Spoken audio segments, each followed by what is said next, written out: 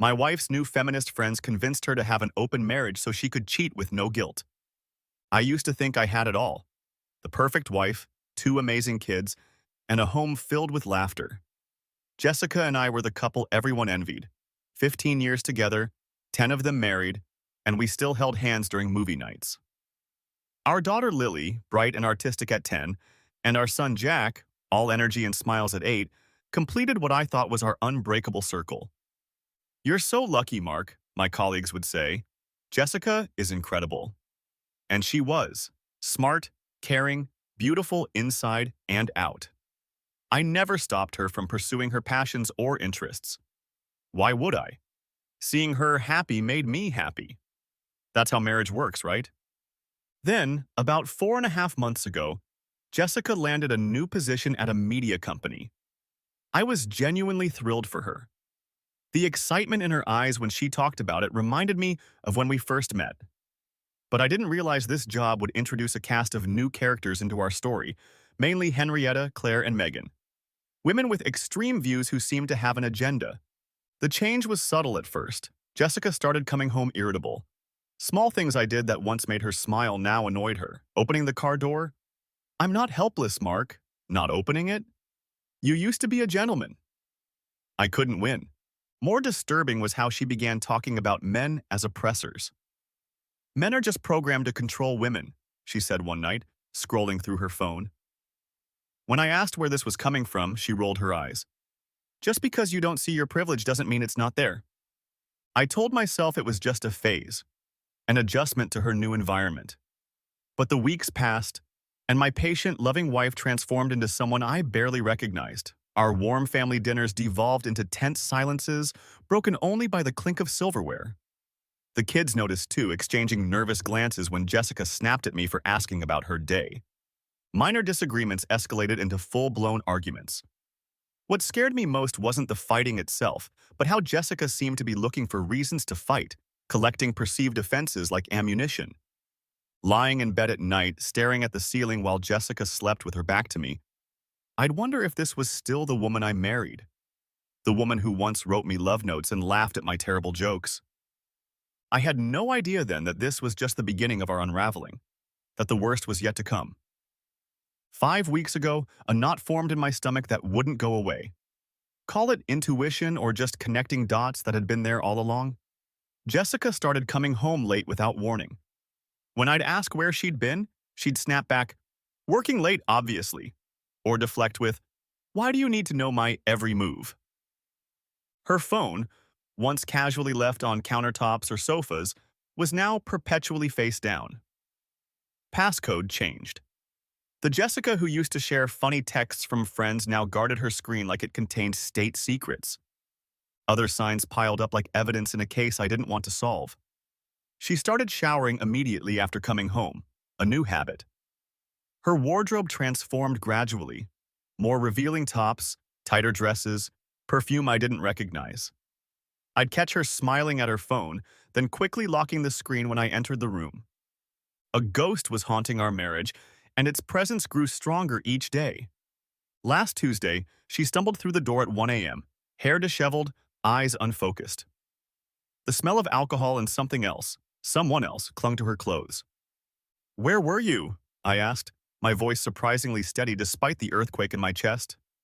She laughed, a hollow sound I didn't recognize. "What are you, my keeper now?" She brushed past me, heading straight for the shower. That night, while she slept, I did something I never thought I would. I checked her phone. She'd deleted most messages but missed a conversation with Henrietta. What I found made my blood run cold. "Mark still doesn't suspect anything?" Henrietta had asked. "No, he's too trusting," Jessica replied. "I'm thinking of suggesting an open relationship." "Smart. Keep him around for stability while you have fun elsewhere." I set the phone down, my hands shaking. The truth was worse than my darkest fears. The next morning, I made coffee while the kids ate breakfast before school. After dropping them off, I returned to find Jessica at the kitchen table, scrolling through her phone. "I've been thinking," she said casually, not looking up. "What do you think about open relationships?" I didn't answer immediately, just tightened my grip on my mug and stared at her until she met my eyes. "Who is he?" I finally asked. She blinked rapidly. What are you talking about? Don't play dumb, Jessica. If you want to have this conversation, at least have the decency to be honest. Her facade cracked for just a moment. Surprise, then calculation flashed across her face. She was scrambling for a plausible lie. I didn't yell. I didn't throw things. I just sat there, staring at her with an expression I'd never worn before, one of absolute clarity. Under my unwavering gaze, she finally broke. Fine, yes. I slept with someone. 2 people, actually. She said it almost defiantly, chin raised. They're both married too, if that makes you feel any better. It didn't. Nothing could. But that's not even the point, she continued, gaining confidence from my silence. I'm planning to see someone at work, someone who understands me. And you can't control me anymore, Mark. I deserve to be happy. My world collapsed into a singular point of pain. 15 years of memories, our wedding, the birth of our children, countless moments of what I thought was love, all contaminated now. The battle for our family had just begun, and I was already wounded beyond measure. But for Lily and Jack, I would fight with everything I had left. I sat there staring at Jessica, processing everything she'd just confessed. I didn't shout. I didn't flip the table or punch a wall like some character in a TV drama. I just looked at her, this stranger wearing my wife's face, and felt something cold and resolute settle inside me. My silence unnerved her. She had expected rage, tears, pleading, something she could manipulate or use against me. My calm was throwing her off script. Look, I'm doing this for myself, she continued, filling the silence with more justifications. You don't own me, Mark. You can't control who I sleep with. I remained quiet, which prompted her to become more defensive. It's not even a big deal. I was actually planning to help you find someone too. We could both be happier this way. Her smile was almost pitying, like I was a child who couldn't grasp an adult concept. My stomach turned. This wasn't the woman I married. This was someone else entirely, someone cruel and selfish who had been hiding behind a mask all these years. Or perhaps the mask was new, put on to justify her betrayal. I decided then that I wouldn't play her game of emotional manipulation. This required strategy, not reaction. When Jessica left the table to take a shower, I seized my opportunity. I grabbed her phone, remembering the pattern lock I'd seen her use countless times. I rushed to my home office, locked the door, and began working quickly. I installed a data recovery app I'd researched the night before. As deleted messages started appearing on the screen, I felt my heart pound against my ribs. What I found was worse than I could have imagined. Mark still has no idea, LOL, read one message to Henrietta. Keep it that way, Henrietta had replied. If things go south, just say he was controlling or abusive. Courts always side with mothers. Already have a plan, Jessica had written. My work friend David is so hot. Think I'll sleep with him next week. There were dozens more, mocking me, planning betrayals, strategizing how to take the house and kids if I ever discovered the truth. The messages went back months, predating even her job change. I felt the floor drop out from under me, but this time, instead of devastation, I felt resolve crystallizing. I had everything I needed now. When Jessica realized I had her phone, she pounded on the office door. Open this door right now. What are you doing? Her voice escalated to a shriek. You're violating my privacy. This is exactly why I need freedom from you. I remained silent, methodically forwarding evidence to my email, taking screenshots, documenting everything. 30 minutes later, I opened the door and tossed her phone back to her. Get out of my house, I said quietly. Jessica laughed, a brittle sound. You can't kick me out. This is our home. I have rights. I didn't argue. Instead, I walked to our bedroom, pulled out her suitcase, and began packing her clothes. What the hell do you think you're doing? She screamed, following me. Stop it! You can't do this!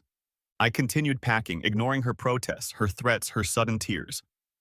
When the suitcase was full, I calmly zipped it shut and carried it downstairs to the front door.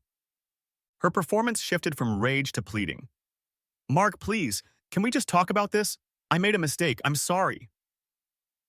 At the door, I finally looked directly into her eyes. You're free now, Jessica. Congratulations.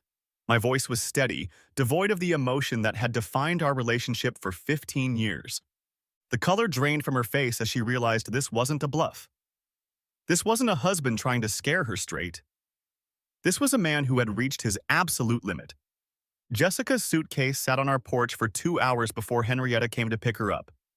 I watched from the window as they loaded her things, Jessica gesturing wildly, no doubt painting me as the villain in her story. I didn't care anymore. I had the kids to think about. That night, I sat Lily and Jack down and told them as gently as possible that Mommy would be staying with friends for a while. Their confused faces broke my heart all over again. "Did you and Mommy have a fight?" Lily asked, always the perceptive one. "Sometimes grown-ups need space to figure things out," I said, hating the platitudes even as they left my mouth. The texts started that evening. First apologetic. "I'm sorry it came to this." Then accusatory. "You never tried to understand me." By midnight, they turned threatening. "You'll regret throwing me out. You're nothing without me." I didn't respond to any of them. Instead, I called my lawyer and began documenting everything. Over the next week, Jessica's social media told the story her texts couldn't. Photos at clubs, drinking, new friends with vacant eyes and tight smiles. Her final message came after a particularly wild night. "You'll see, Mark. I'll prove you're nothing. Nothing." I had installed spyware on her phone before returning it. Not something I'm proud of, but necessary given the circumstances. Through it, I watched her descent happen in real time. Conversations about drugs, plans to meet men.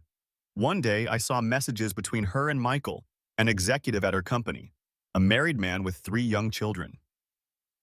"Hotel Bellevue, room 4012, 3 p.m. tomorrow," he wrote. "Can't wait to finish what we started in your office," she replied. My hands shook as I found Sarah, Michael's wife, on Facebook. I sent her screenshots with a simple message. "I'm sorry to be the one to tell you this." What happened next played out like some twisted reality show. Sarah stormed the hotel, phone recording, catching Jessica half-dressed on the bed. Michael scrambled for his clothes while Jessica froze, eyes wide with shock. "How could you do this to me and our children again?" Sarah screamed, her voice breaking. Michael stammered excuses. Jessica just sat there, caught in the spotlight of her own making. Then Sarah slapped Jessica hard enough to echo through the phone speaker. Sarah sent me the video that night. I watched it once, then ran to the bathroom and vomited until nothing was left but bitter bile. Meanwhile, Jessica's friend circle closed ranks around her. I intercepted messages between them discussing strategies. "Just say he was abusive," Henrietta advised. "Courts always believe the woman. You'll get the kids, the house, everything." "I did that with my ex," Megan chimed in. "He lost everything. Works great. I hired security cameras for the house, changed the locks, documented every interaction.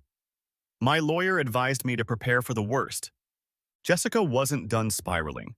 Her messages to drug dealers became more desperate.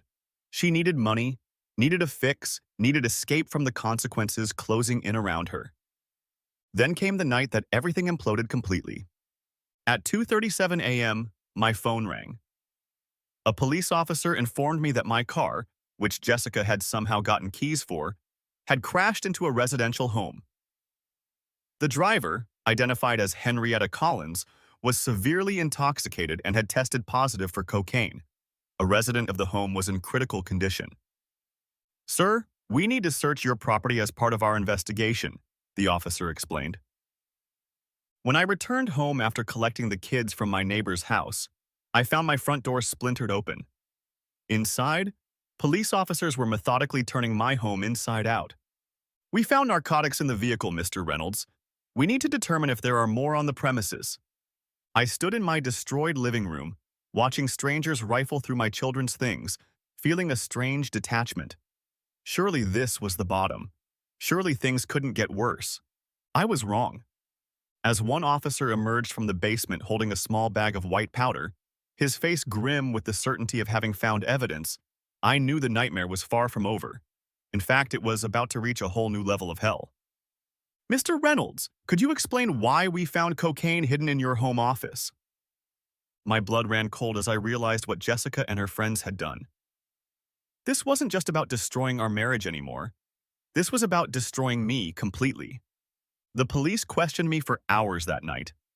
I explained that I hadn't seen Jessica in weeks, that she must have planted the drugs or given someone access to do so. The officers seemed skeptical until Sarah, Michael's wife, showed up at the station, still fuming from the hotel incident. "That woman is on a rampage," she told the detective. "She's trying to destroy Mark because he caught her cheating." Her testimony, along with the security footage from my newly installed cameras showing Jessica using a spare key to enter my home the previous day, was enough to shift suspicion. The charges weren't dropped completely, but I was released pending further investigation. Walking out of that police station, I felt something solidify within me. The pain that had been consuming me transformed into something else, a cold, focused anger. I wasn't just going to survive this, I was going to fight back. The next morning, I called my friend Bob, who'd been through a brutal divorce himself. "I need the best divorce attorney in the state," I told him. 3 hours later, I was sitting across from Rebecca Chen, a sharp-eyed woman whose reputation for ruthlessness in divorce courts was legendary. "I want full custody," I told her. "I want her to get nothing beyond the absolute minimum required by law, and I want her completely out of our lives." Rebecca didn't smile or offer false reassurances. She just nodded and began outlining our strategy. "We'll set up a meeting," she said. "Let her think she has the upper hand." 2 days later, Jessica strutted into Rebecca's office with Henrietta in tow, but no lawyer of her own. Her face was flushed, eyes unfocused, either hungover or still high. She smirked when she saw me, as if she'd already won. "Let's get this over with," she said, dropping into a chair. Throughout the meeting, I maintained complete composure, not reacting to her barbs or Henrietta's sneers. Rebecca presented the settlement offer, $60,000 in exchange for full custody and no ongoing support payments. Jessica's eyes lit up at the dollar figure. "60,000 just to sign away the kids?" She laughed. "Make it cash and we have a deal." She didn't read the fine print, didn't notice the clauses about forfeiting future claims, the statements admitting to abandonment, the drug use attestation. She just scrawled her signature across the pages Rebecca presented, practically salivating over the prospect of immediate cash. When it was done, I looked at her one last time. This woman I'd once built a life with, now a hollow shell of greed and addiction. Then I walked out without a word, leaving her chattering with Henrietta about shopping plans. "She left her copy on the table," Rebecca noted when she joined me in the hallway. "Careless, but it works in our favor. She won't be able to claim later that she didn't understand what she signed." "Is it done?" I asked. "It's done. She can't touch you or the kids now." I allowed myself a single deep breath, the first one that didn't hurt in months. A week later, the foundation of Jessica's support system crumbled spectacularly. Somehow, her friends discovered that Mark and Henry, Henrietta's ex-husband, had provided evidence to both the police and their respective divorce attorneys about the group's activities. The betrayal hit Jessica's circle like a bomb. Text messages flooded her phone, accusing her of being the weak link, the one who'd gotten them all in trouble. Then came the final blow. Jessica was found beaten nearly unconscious in a motel parking lot, 2 teeth knocked out, jaw fractured. Her friends had exacted their revenge. When she woke up in the hospital, there was no one waiting. No one had visited. No one had called to check on her. The nurse told me later that Jessica had cried for hours, not from physical pain, but from the sudden crushing realization that she was completely alone. 3 days after her discharge, my phone rang at 11 p.m. I almost didn't answer, but some lingering sense of responsibility made me pick up. "Mark?" Her voice was barely recognizable, small and broken. Can I come home?" The question hung in the air for a moment. I thought about how much I'd loved her once, how completely I'd trusted her, how thoroughly she'd betrayed that trust. "No," I said simply. "I have nobody left," she whispered, a sob catching in her throat. "Please." I ended the call without another word. Whatever we'd once had was gone, burned to ash by her choices. I had the kids to think about now, and a future to rebuild from the wreckage she'd left behind. 3 months passed. I focused on rebuilding our lives, helping the kids process their mother's absence, working with a family therapist, establishing new routines. The divorce was finalized with surprising speed. Jessica never contested anything, too caught up in her downward spiral to even appear at the final hearing. I heard through mutual acquaintances that she'd been evicted from her apartment, that her parents had cut her off after she stole from them, that she was seen sleeping in her car behind a strip mall. I felt nothing when I heard these stories. Not satisfaction, not pity, not even anger anymore. She had become a stranger, someone from another life. Then came the call I'd been subconsciously expecting. A Tuesday morning in October, my phone rang with an unfamiliar number. "Mr. Reynolds, this is Memorial Hospital. I'm afraid we have some difficult news. Jessica Reynolds was brought in last night. She didn't make it. Drug overdose." I sat down slowly, phone pressed to my ear. "You're listed as her emergency contact," the voice continued. "There's no one else in her file. We need someone to make arrangements." The doctor explained clinically what had happened. She'd been hiding drugs internally, and a package had ruptured. By the time someone called 911, it was too late. I thanked him, said I'd call back, and hung up. Then I just sat there, staring at the wall. I waited for some emotion to hit. Grief, relief, anything. But there was just emptiness. The woman who died wasn't my Jessica. My Jessica had disappeared long ago, replaced by someone consumed by selfishness and addiction. Her body went unclaimed for days. Eventually, her parents arranged a small private service. I didn't attend. Neither did any of her former friends. In the end, Jessica died as she had chosen to live those final months, alone, forgotten, a cautionary tale rather than a cherished memory. 2 weeks later, I put our house on the market. Too many ghosts, too many painful memories embedded in those walls. The kids and I needed a fresh start. We found a bright, open home across town, closer to a better school district. Jack picked a room with a window seat where he could read. Lily claimed the bedroom with the most wall space for her growing art collection.